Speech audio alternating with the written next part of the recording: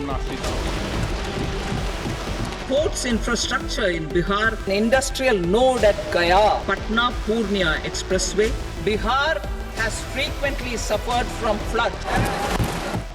मोदी सरकार के लगातार तीसरी टर्म का पहला आम बजट मंगलवार को पेश कर दिया गया।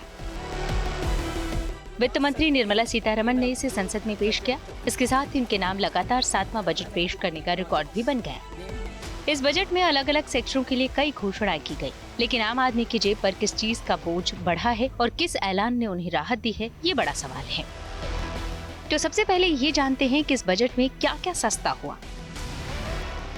सोना चांदी, इंपोर्टेड ज्वेलरी, प्लेटिनम पर कस्टम ड्यूटी घटी, कैंसर की दवाएं, मोबाइल चार्जर, सी फूड, चमड़े से बनी वस्तुएं, chemical, petrochemical, PVC flex banner सस्ते होंगे।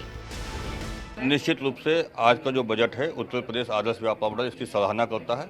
वित्त मंत्री जी ने करीब सभी सेक्टर्स को थोड़ा छूने का प्रयास किया है। बहुत अच्छा प्रयास है। पहले 10 लाख रुपए तक का वो बिना किसी सिक्योरिटी के था, उसको 20 लाख रुपए कर दिया है। इससे बड़ी राहत मिलेगी, व्यापारियों को लोन मिलेगा तो उनका बिजनेस बढ़ेगा। देखिए, निश्चित रूप से जो मुद्रा लोन है छोटे व्यापारियों के लिए बहुत बड़ा राहत का काम करेगा, क्योंकि छोटे व्यापारियों को 10-20 लाख रुपए चाहिए होता है, विदाउट कोलेट्रल वो दे रहे हैं। ये बहुत बड़ी राहत है। साथ ही साथ उन्होंने कृषि क्षेत्र में जो काम किया है, क्योंकि भारत हमारा कृषि प्रधान देश है, और उसे 1,52,000 करोड़ रुपया जो उन्होंने कृषि के लिए दिया है, बहुत बड़ी पहल है। गारंटी दिया जाए, जनता को गारंटी दिया जाए, महंगाई कम किया जाए, सोने चांदी कम किया जाए। मिडिल परिवार शादी कैसे बेटी का करेगा? जो नौकरी वाला है उनके गिनी हुई कमाई आती है, चाहे वो 30,000 हो, 50,000 हो, 60,000 हो, 1 लाख हो, लेकिन खाना हम 3 टाइम खाते हैं ना, तो कितना 30 दिन में हम कितने टाइम खाते हैं? उसमें हमारे बच्चे का आना है, जाना है, घूमना है, फिरना है। इस बजट में महिलाओं को भी मोदी सरकार ने खास तोहफा दिया है। कामकाजी महिलाओं को नौकरी में किसी तरह की दिक्कत न आए, इसके लिए दफ्तर पर छोटे बच्चों की देखभाल के लिए क्रेच बनाने का ऐलान किया है। उम्मीद पूरी हुई, जैसे कि इन्होंने ये जो पार्ट रखा है 3 लाख तक उन्होंने टैक्स को छूट दी है, और फिर 3 से आपका 7 के बीच में 5%, तो उससे मैं काफ़ी सहमत हूँ। और युवाओं को नौकरी का जो प्रावधान दिया है उससे मैं भी सहमत हूँ। लेकिन जो मध्यम वर्ग है, जो आम वर्ग है, और जो महिला हैं हम लोग, जैसे कि हम लोग घरेलू महिला भी हैं, तो घरेलू महिला के नाते मुझे ऐसा कुछ नहीं लिखा। थोड़ा सा महंगाई कम होनी चाहिए थी, डीजल, पेट्रोल, बिजली, इनमें कुछ छूट मिलनी चाहिए। महंगाई बढ़ने से ना सिर्फ एक व्यक्ति अगर घर का कमा रहा है, सिर्फ पुरुष वर्ग कमा रहा है, तो थोड़ी दिक्कत आ रही थी। महिलाओं के लिए जब चीज़ें चेंज होंगी, महिला आगे बढ़ेगी, तो कहीं ना कहीं समाज में भी तो बदलाव आएंगे, क्योंकि महंगाई की मार तो बहुत ही ज़्यादा हो गई थी, बट इस बार है राहत तो लग रही है। महिलाएं ही नहीं बल्कि युवाओं के लिए इस बजट में तमाम फील गुड फैक्टर हैं। मसलन देश के टॉप कंपनियों में युवाओं को ट्रेनिंग की बात इस बजट में है। यही नहीं, उन युवाओं के लिए बजट में अच्छी खबर है जो पहली नौकरी कर रहे हैं और जिनकी सैलरी 1 लाख रुपए से कम है। सरकार अब उन्हें EPFO के जरिए 15,000 रुपए की मदद भी करने जा रही है। इस बजट में आम आदमी को थोड़ी राहत देते हुए नई टैक्स रिजीम में बदलाव किया गया है, जिसके तहत 3 लाख रुपए तक की इनकम टैक्स अब फ्री होगी। वही पुराने टैक्स रिजीम में 2.5 लाख रुपए तक की इनकम पर टैक्स से छूट पहले की ही तरह जारी रहेगी, यानी पुराने टैक्स रिजीम में कोई बदलाव नहीं किया गया है।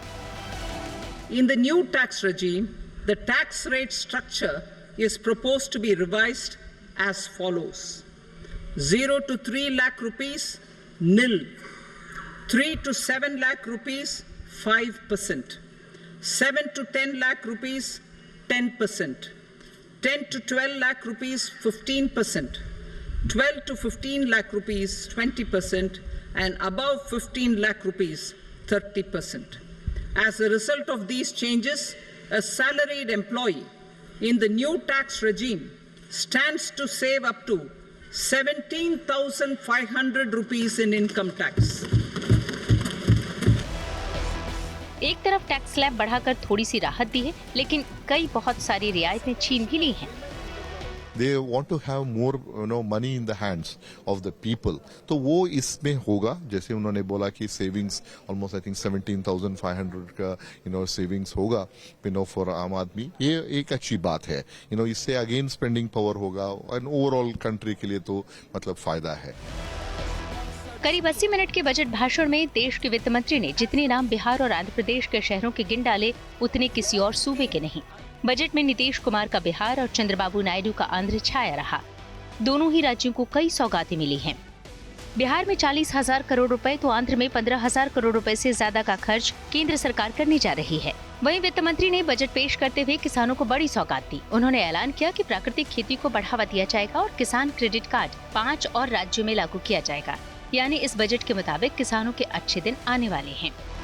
नेचुरल फार्मिंग पर सरकार खर्च करेगी। कृषि रिसर्च और ज्यादा बेहतर बनाया जाएगा। दाल और दलहन में आत्मनिर्भरता पर जोर। सरसों, मूंगफली, सनफ्लावर और सोयाबीन पर जोर। कृषि के लिए डिजिटल पब्लिक इंफ्रा की बात। खेती को और आधुनिक बनाया जाएगा। 5 राज्यों में नए किसान कार्ड जारी किए जाएंगे। लैंड रजिस्ट्री पर 6 करोड़ किसानों की जानकारी। इंडियन यूथ का हो गया, एम्प्लॉयमेंट का हो गया, इंटर्नशिप, उनको अच्छा एक्सपीरियंस मिलेगा लोगों को, एंड उससे मतलब वो आगे बढ़ा पाएंगे।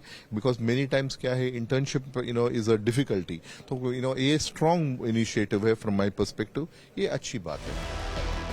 इस बार के बजट में नौकरियों और स्किल डेवलपमेंट पर भी फोकस रहा।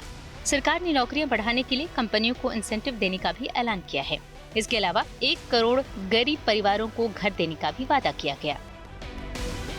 I'm happy to announce a new centrally sponsored scheme as the 4th scheme under the Prime Minister's package for skilling in collaboration with state governments and industry. 20 lakh youth will be skilled over a 5-year period.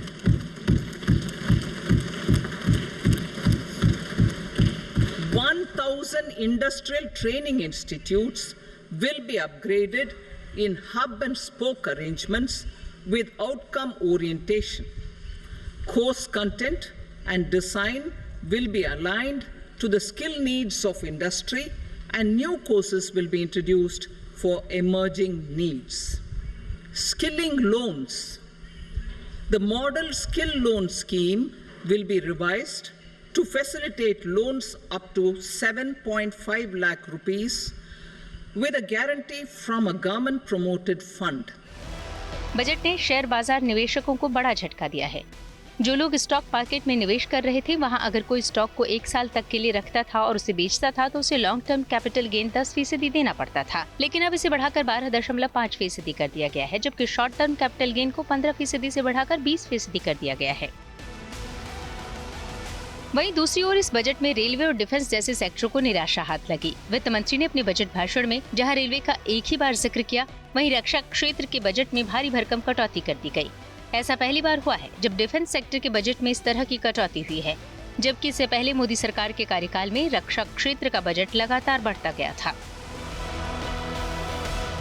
ये well rounded budget है at the end of the day, and इसमें 2 चीज important मतलब call out करना चाहता हूँ। एक तो मतलब ग्रोथ फोकस्ड है, एंड जो पहले बात जैसे बात किया था ऑन कैपिटल एक्सपेंडिचर हो गया, और एम्प्लॉयमेंट के बारे में बात किया, यूथ के बारे में बात किया है, स्किल डेवलपमेंट का बात किया है। ये सब बहुत इंपॉर्टेंट चीज है which the government has focus for growth.